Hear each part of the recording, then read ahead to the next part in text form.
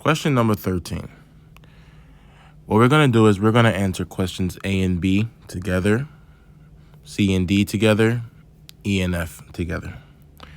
So A says, on what intervals is the graph concave up, or what intervals is the graph concave down?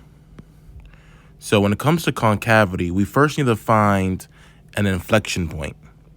An inflection point is where the graph changes concavity from like concave up to concave down, and then from concave down to concave up.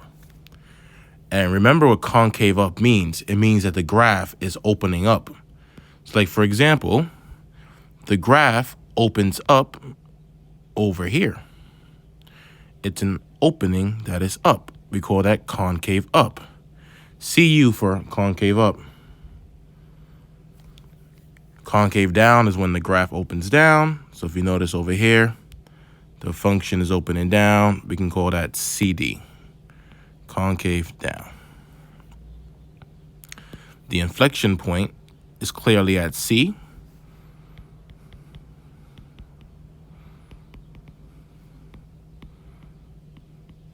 Because that is where the graph changes its concavity.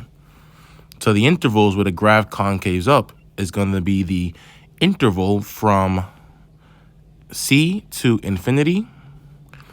And remember, when we talk about concavity, we look at terms of x. And the interval for concave down is going to be from negative infinity to C.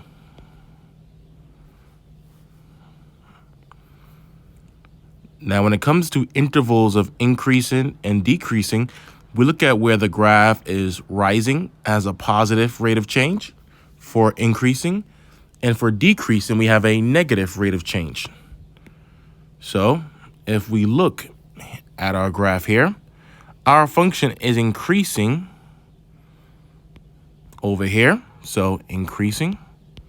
The function is also increasing over here. So our function is increasing on the intervals from x approaches negative infinity to x equals b. Or, which is the union, the graph is increasing from x equals d to x is approaching positive infinity.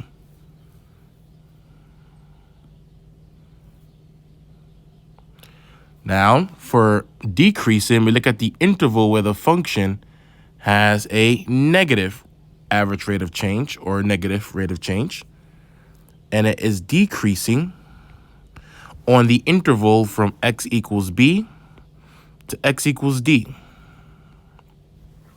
And remember, these are not coordinates. This is the interval notation.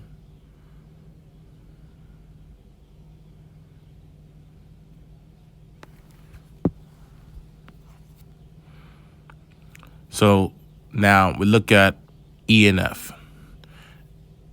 E says find the zeros of the function.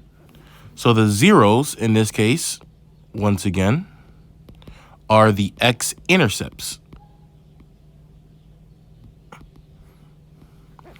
So the zeros that I have is at A, because A is where the function crosses the x-axis. We can say x equals A. And the y-intercept is where the graph crosses the y-axis. So y-intercept, that's when f is 0. And in this case, the y-intercept is E. So y equals E.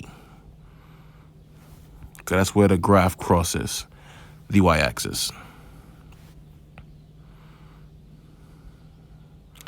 So that is it for 13, A through F.